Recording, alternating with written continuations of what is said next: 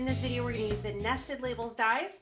We're going to use the Flourish background stamp along with the seasonal sentiments and borders. And then we're going to use the holiday charm stamp set and dies. And I'm going to show you a quick way to stamp and die cut them and color them in. So you can do a whole bunch of these at once and have them on hand to embellish lots of different projects. We're also going to use the new Aspen sequin mix. And then, of course, new ink colors, Samba, Mardi Gras, and suede shoes. When I get a set of dies that don't have nested dies inside the dies, so they're like the holiday charms dies, I like to not cut them apart if I can help it. Then I can die cut the entire sheet of dies at once and use it as a template. So you can see here, I just put the template onto my MISTI. I lined all of the stamps up with the template and picked it up with the door. And it helps if you kind of do one at a time. It's a little bit more precise. And then you can leave all of the stamps on the MISTI and just stamp it over and over and get a bunch of coloring sheets. Really super convenient to do it this way. So I have stamped several sheets of this, all of the images on watercolor cardstock, and then I'm going to use my blender pen to color all of these cute little images in. So a blender pen is basically a clear marker.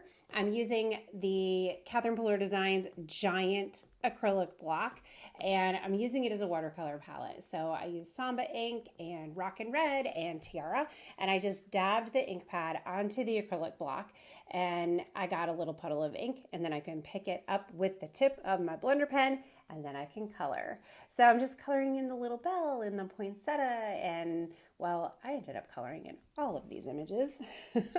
And then between colors, just have a piece of scratch paper on hand or maybe a paper towel, and you can just run the tip of your blender pen off on that scratch paper until it runs clean, and then you can go into your next color of ink.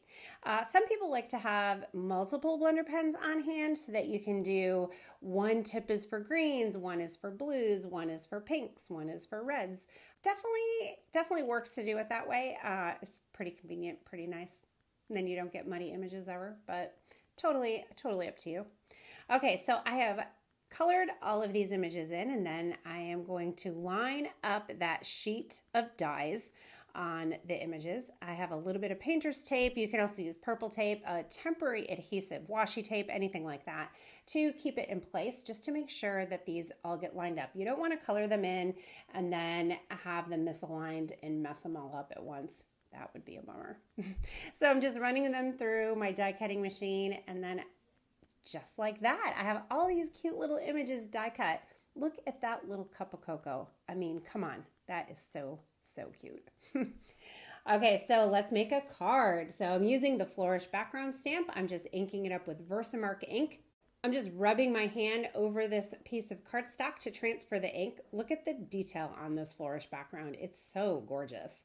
I'm going to use white embossing powder. I'm just pouring it over, and then I'm going to just make sure my whole image is covered, and then I'm going to heat it, and I'm going to have a really gorgeous tone on tone look. It's really subtle in the background. I really like this look. And then I'm going to heat it with my heat tool, and you can see that gorgeous shiny white on white effect taking shape there, and it just makes a great background.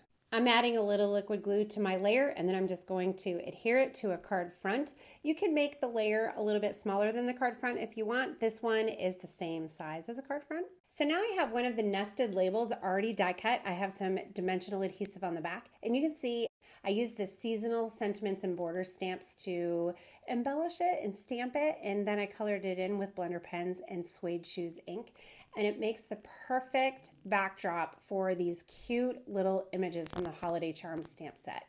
One last finishing touch, I'm going to use my Aspen sequin mix, and I'm just going to pull out a few fun little sequins to add to the card here. I love to tuck little sequins underneath popped up layers, and also I thought it would be fun to put them in the center of the bow on the bell and the bow on the present, and it's a great little accent to finish off the card.